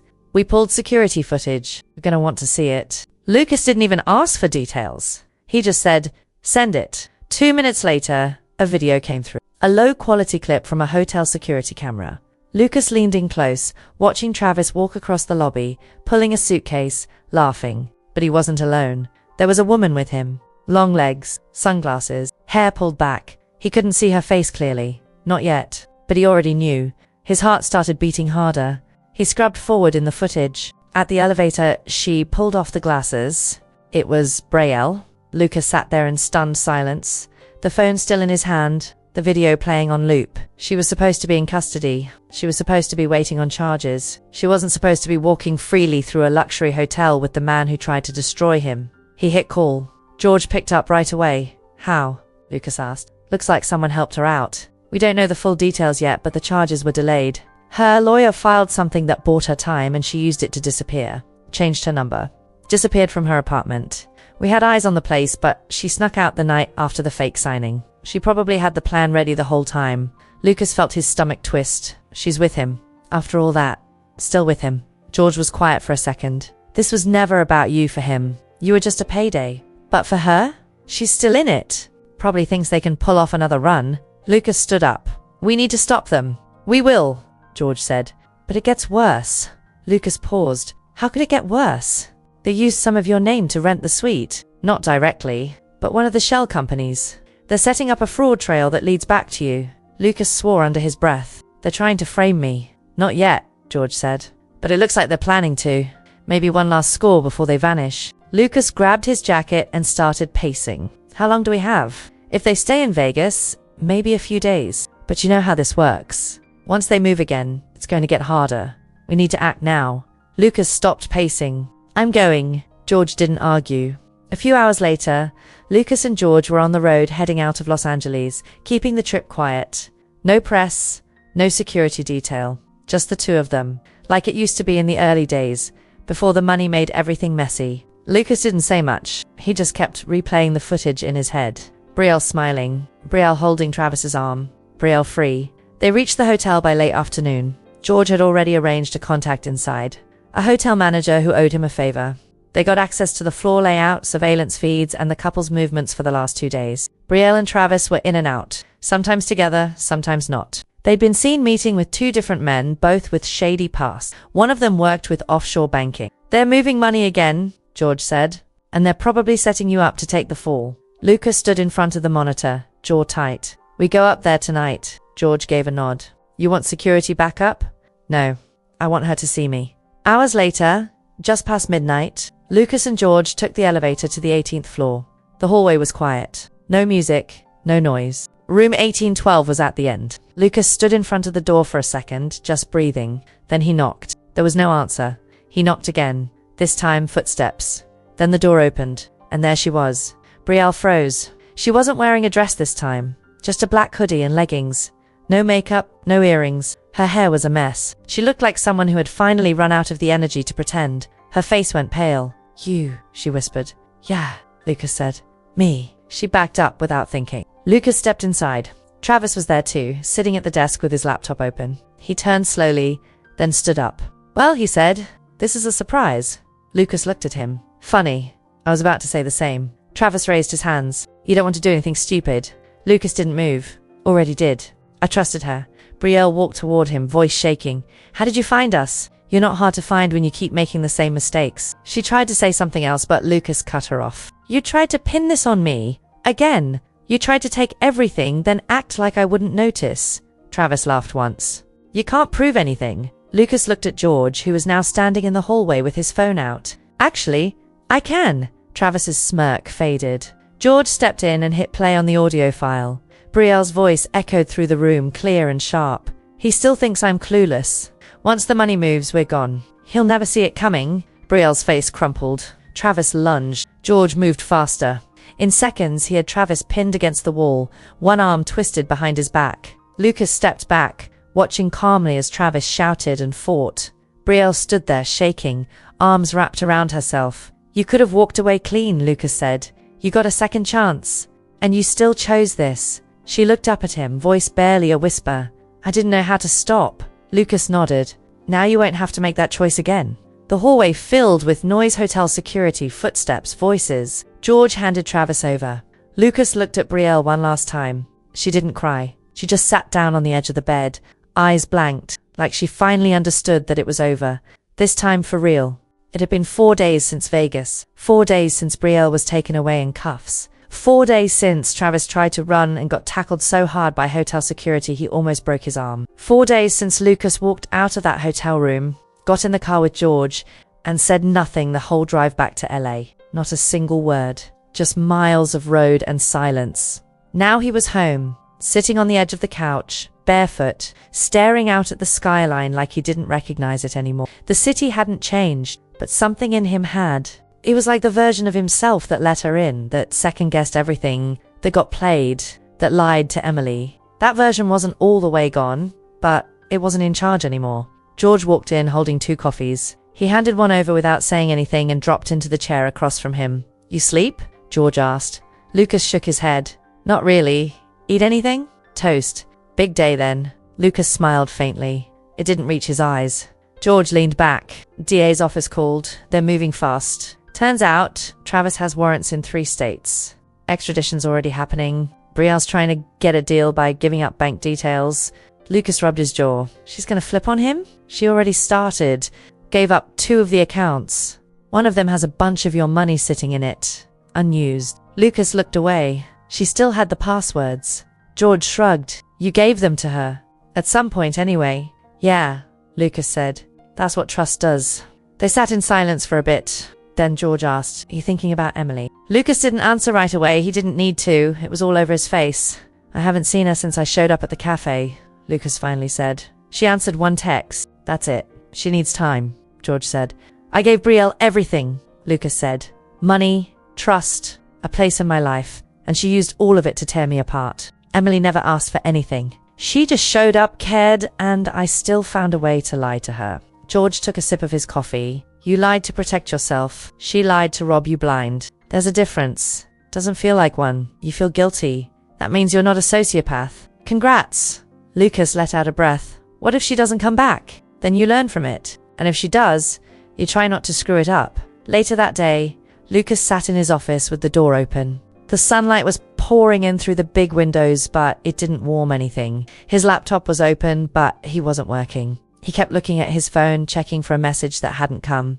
No dots, no typing bubble, just silence. There was a knock on the doorframe. George again. "You got a letter." Lucas looked up. "From who?" George held it out. No return address. Handwritten, no stamp, dropped off by hand. Must have been this morning. Lucas took it and opened the envelope. The writing was simple, neat. "Lucas, I don't know what I'm ready for yet, but I wanted you to know that I believe you meant it when you said you were sorry. I also believe you never meant to hurt me. That doesn't erase what happened, but it makes it easier to breathe. I've been thinking about how we're all just people trying to survive our own mistakes. Some of us fake injuries, some of us fake love, some of us hide because we're scared we're not enough. You were honest, eventually, and that counts for something. I'm not ready for a fresh start. Not today. But I'm not closing the door either." Emily Lucas read it twice, then folded it carefully and set it on the desk like it was something valuable. He didn't text her. He didn't call. He just let the words sit there, and for the first time in weeks, he felt like he could actually breathe. That night, Lucas walked into the spare room, the one Brielle had turned into her secret planning zone, and opened the door. Everything was still there. The photos, the notes, the timeline. He stood in front of it looking at the mess she made of his life and realized he didn't feel angry anymore. Just done. He started pulling things off the walls, one photo at a time, one sticky note, one plan, one lie. All of it came down. He dumped it into a trash bag, tied it up, set it outside the door. When he came back in, the room was empty, just white walls and quiet. He didn't fill it with anything new. He left it that way, for now. Lucas didn't realize how much space Emily had taken up in his life until she wasn't in it anymore. Days passed and the house stayed clean, but it felt empty. Not quiet like peace, but quiet like something was missing. Her steps in the hallway, her soft knock before bringing him coffee, her voice when she asked him how he was, and actually meant it. Now it was just him and George wasn't the talkative type, unless something needed fixing or burning down. One morning, Lucas stood in the hallway outside the spare room, the one that had been covered in Brielle's lies. It was still empty. The walls were bare, but he hadn't done anything with the space yet. Part of him didn't want to. It felt like leaving it empty was the only way to remind himself that something in there had once almost ruined him, and that he'd walked away anyway. George stepped in behind him with his usual morning coffee. "Still no word?" Lucas shook his head. "No." "You want me to find her?" Lucas turned around. "You know where she is?" "I didn't look." Lucas raised an eyebrow. George took a sip. "You said not to, so I didn't. But if you say the word, I'll find her in 5 minutes." Lucas leaned against the wall, hands in his pockets. "What if she doesn't want to be found? Then she won't come back. But maybe you'll stop pacing the house like a ghost." Lucas didn't answer. He just looked at the floor, then nodded once. "Do it." It took George less than an hour. He came back, holding a folder with a quiet kind of weight, like he knew it mattered more than most things he'd been asked to do. "She moved," George said. "Not far. New apartment, nothing fancy. Same neighborhood as that cafe. She's still working there." Lucas took the folder but didn't open it. "She okay?" "Seems like it. Keeps to herself, talks to customers, smiles sometimes." Lucas stood there, thinking. "What about her family?" George shook his head. "No one close. Her mum passed a while ago. No siblings. Dad hasn't been around in years. She's on her own." That part hit harder than Lucas expected. "She always was," he muttered. He opened the folder. Inside was a photo of her outside the cafe, standing in the sun, holding a tray of iced drinks, hair pulled back, no makeup. She was smiling at someone just out of frame. Lucas closed the folder. "I want to go there," he said. "You want to talk to her?" Lucas hesitated. "Not yet. I just want to see her." George didn't say anything, just nodded and grabbed the car key. They parked across the street, windows down, engine off. It was mid-afternoon, warm, bright. The cafe was busy. People sat at the outdoor tables with laptops and iced coffees, chatting about things that probably didn't matter in the long run. Normal stuff. Lucas sat back in the passenger seat, sunglasses on, watching like it was a movie. There she was. Emily stepped out of the cafe with a notepad and walked over to one of the tables, taking someone's order. She was calm, at ease. She laughed when the guy made a joke, then nodded and headed back inside. Lucas stayed still. George glanced over. "You want to get out?" Lucas shook his head. "No, not yet." They sat there for almost an hour. Lucas watched her move, talk, take orders, refill cups. It was such a simple thing, but it felt more real than anything he'd seen in weeks. No camera. No trap. No act. George finally asked. You want me to set something up? Lucas didn't answer. I could leave a note, George said. Something small. Let her know you're still trying. Lucas reached for the glove box and pulled out a pen. He didn't have paper, so he used the back of a business card. He wrote one sentence. Still hoping. No pressure. Just me. He handed it to George. Wait until she's inside. Then leave it at the register. George nodded. 5 minutes later, George came back. Done. Lucas looked at the cafe one more time, then told him to drive. That night, Lucas didn't pace. He didn't check his phone every 10 seconds. He just sat on the balcony with a blanket wrapped around him and stared out at the city like he was trying to remember what it felt like to just sit still. The next morning, there was no reply. That afternoon, no reply. But that evening, just as the sun was dropping behind the buildings, a message finally came in. I got your note. Thanks. Nothing else. Just that. Lucas stared at the message for a long time, then typed back, whenever you're ready, I'm here. He didn't send it right away, but he did send it, eventually. Lucas hadn't expected to hear anything else from her that week. The short message she sent after the note was already more than he thought he'd get. But the next afternoon, just as he was walking back into the penthouse from a grocery run, he didn't even need to go on, his phone buzzed again. Do you have time to talk? Just once.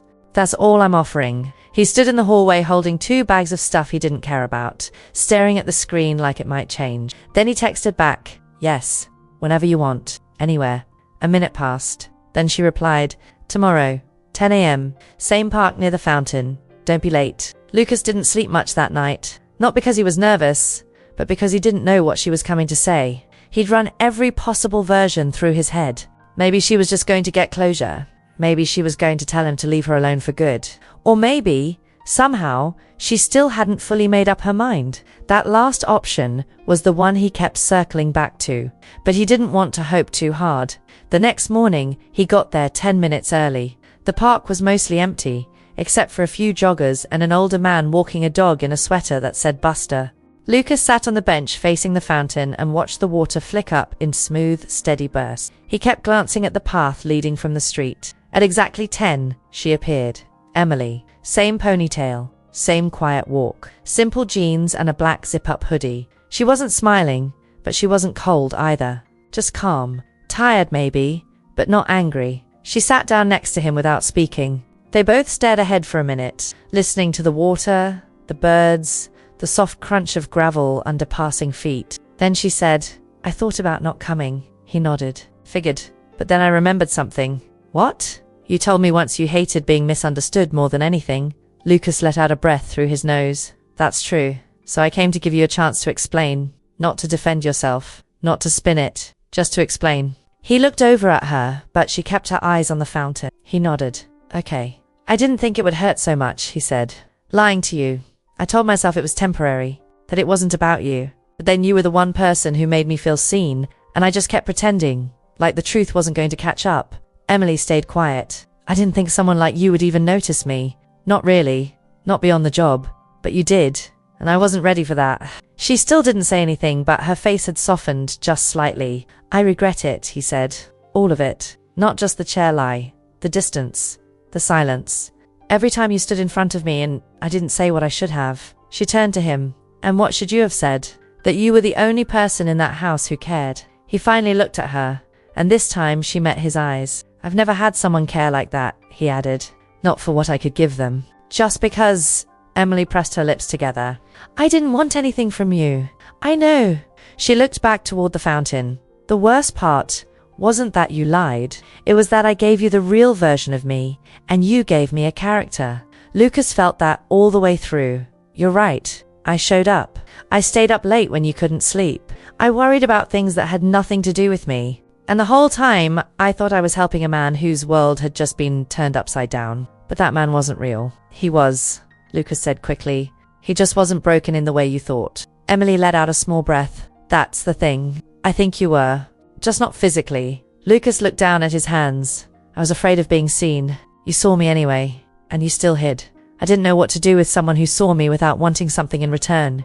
Emily's eyes were glassy now, but she didn't cry. I thought maybe you came to make it right, she said.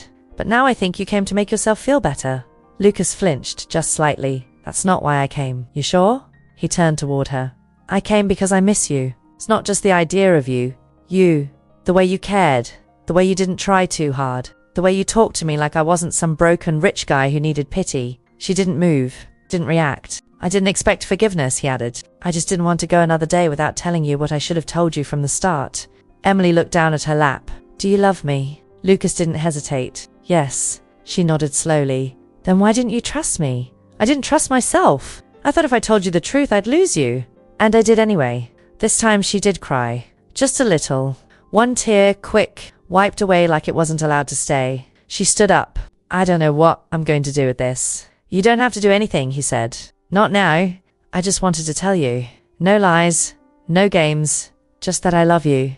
And I'm sorry. She looked at him for a long moment. Okay. Then she turned and walked away. Lucas stayed on the bench. He didn't follow her. Didn't call her name. He just sat there as the fountain kept going. Like it always did. Even when nobody was around to watch. The morning sun came through Lucas's bedroom window like something gentle. But Lucas didn't feel gentle. He lay there for a while, staring at the ceiling, thinking about Emily's face in the park, the tears she wiped away, the words she said. He felt heavy. Regret isn't loud. It's quiet, and it hangs around longer than he wanted.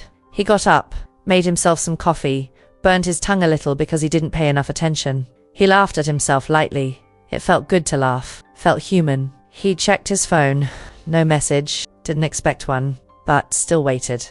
After 30 minutes, he grabbed his jacket. Something told him he needed to see her, not to demand forgiveness, not to fight guilt or pride, just to face her. Maybe to let her hear his voice without phones or notes or screens in between. He arrived at her cafe around mid-morning. It smelled like fresh bread and coffee beans. Warm air, soft chatter, small clinks of spoons against cups. He spotted her behind the counter, wiping down tables, helping a customer. She looked up, saw him through the glass and paused. It was one of those moments when time seems to stretch a little, the way someone really sees you after so much distance. He pushed open the door. The little bell over the entrance rang. She turned fully. He wasn't sure if she would leave the counter, but she didn't. She just watched him come closer. Hey, he said, his voice a little rough, more rough than he thought it would be. She raised her eyebrows. Hey, he smiled softly, awkwardly. Can I sit? She nodded and stepped aside so he could pull up a chair near the window. He looked out at the street for a second, took a breath, then turned to her. I'm sorry, he said. Simple, not needing more. He wished he could have rehearsed it, but that felt like cheating. Wanted it to come from the part of him that broke, not from the part that schemed. She didn't say anything, just looked at him, her eyes guarded like she was learning how to protect herself again. I lied, he continued. About the accident, about being stuck, about a lot of things. I thought I needed to see who you really were, and I dragged you into it. You believed in me. You treated me like someone worth caring about, and I let you build hope on something fake. Her hands were wrapped around a cup of coffee. She took a sip without looking away from him. I've replayed what I did. The way I watched you cry the first day without correcting. The way I let you take care of me. Let you see me broken when I wasn't. I wished I'd had the courage to tell you sooner that I was scared. He paused. Scared I'd lose you. Scared I'd lose everything. She exhaled. Her shoulders dropped just a little. He reached across the table but didn't touch her hand. Didn't want to push her. Just wanted her to know he offered something real. I don't expect you to forgive me right now, he said. I'm not asking you to forget. I just want you to know that I see what I did, and I want to be better for you. For me. For a second, all that was in the room was the quiet, the hum of the espresso machine, the murmur of people outside. She looked at his eyes. He looked at hers. He saw hurt. He saw something else, maybe a little bit of what he remembered, or hoped to remember. She finally spoke. Her voice soft. You hurt me because I believed in you, but I don't hate you for it. Lucas closed his eyes for a moment. Let her words settle. She continued. I'm not ready to move on together. I'm not ready for trust again, but I appreciate you coming here. I appreciate what you said. Lucas nodded, stung, but it also felt like the first time something honest had stuck. The first time the wound felt like it wasn't raw anymore, maybe just bruised. He gathered his things. Before standing, he said, thank you. Thank you for listening. She nodded. He didn't look for more than that. Didn't try to hold her hand or promise she'd come back. He left the cafe feeling light, but with his heart still full of longing, still full of wanting to earn back something he'd broken. Outside, he paused, looked back through the window. She was back behind the counter, wiping a table. She glanced up. Their eyes met across the glass. No words, just a moment. Maybe the first of many small steps forward. Lucas didn't expect a reply. After walking out of the cafe and leaving his apology with nothing but a nod from Emily, he told himself that was the end. Not in a tragic way, just in the kind of way where you finally let go of trying to fix something right now, and instead start figuring out how to live with what's left. The next few days passed slowly. Not painful, not dramatic, just slow. He worked a little, ate when he remembered, answered emails he'd been avoiding, and slept through the night for the first time in a while. There was no huge shift, no miracle breakthrough, but there was peace in the quiet. One evening, while making himself dinner, the doorbell rang. He wasn't expecting anyone. George usually texted before dropping by. Lucas wiped his hands on a towel, walked to the door and opened it. Emily was standing there. No makeup, grey hoodie, hair tied up like she hadn't overthought it. Her face was soft, tired, but calm. She didn't look like she was there for a fight. She looked like someone who had made up her mind. Lucas blinked. "Hey, hi," she said. "Sorry to just show up." "No," he said quickly, stepping back. "No, it's fine. Come in." She walked in, looking around like she hadn't been there in a long time. He realized she hadn't. Not since the day after the accident, the fake accident, when she cried in the hallway and he let her believe something that wasn't true. She didn't linger on the space, just stood there facing him. "I thought about what you said," she began, "and I thought about what I need, for me." Lucas stayed quiet. "I don't want to go back to the way things were," she said. "I don't want to walk into a house full of lies, or have to wonder if the person next to me is testing me, or trusting me." Lucas nodded slowly. "You won't have to, but I also can't pretend that I don't still care," she added. "Because I do, and that's annoying, because it would be easier to just walk away and forget you." That made Lucas smile. Just barely. "Yeah," he said. "I know what you mean." She looked at him. "I'm not coming back as your maid, or your project, or your comfort." "Good," Lucas said. "I don't want any of that. I'm coming back. If I do, as someone who chooses you, but only if you choose to do the work, not for me, for yourself." Lucas felt his chest tighten in a way that wasn't painful. It was hope. He didn't speak right away because he didn't want to ruin it. She kept going. "I don't need grand gestures. I don't need promises. I just need to know that you're not hiding anymore." Lucas stepped closer. "I'm not. I haven't been since the night you looked at me and didn't see the lie anymore. I've been trying to figure out how to live real, not just fix things, and it's hard, but I want to keep trying." Emily didn't say anything, just nodded once. He motioned to the kitchen. "I was making pasta. You hungry?" She smiled for the first time. "Depends. You still burn garlic?" "No," he said. "I learned. I googled it and everything." She laughed lightly. "That's progress." He turned, walked to the kitchen, and she followed. It was quiet. While they moved around each other, he stirred the sauce. She grabbed bowls from the cabinet like she'd never left. It felt natural. No pressure, no script. They sat at the table with plates in front of them, no music, no background noise, just the soft clink of forks and the occasional smile. At one point she looked up. "Do you still think about her, Brielle?" "Yeah." Lucas shook his head. "Not in the way you mean. I don't miss her. I don't even hate her. I just learned from her." Emily nodded slowly. "Good." He leaned forward on his elbows. "I think about you, though. Every day. Even when I wasn't answering you. Especially then." She looked down at her plate, hiding a small smile. "You're ridiculous." "A little, but honest." Finally, he said. She looked at him. There was no spark of drama in her eyes, no emotional monologue, no last-minute twist, just quiet trust starting to build again, carefully, slowly, the way it's supposed to. After dinner, she helped clean up. They didn't talk much. They didn't need to. At the door, she turned and said, "Don't chase me. But don't let me disappear either. I won't." "Okay." She left. He didn't follow her. He didn't text after. But the next morning, there was a message on his phone. Just a photo. A cup of coffee. A sticky note next to it that said, "Try not to burn breakfast." Lucas stared at it and smiled. And for the first time in a long time, he felt ready. Not to go back, but to go forward with her. With truth. With everything that came next.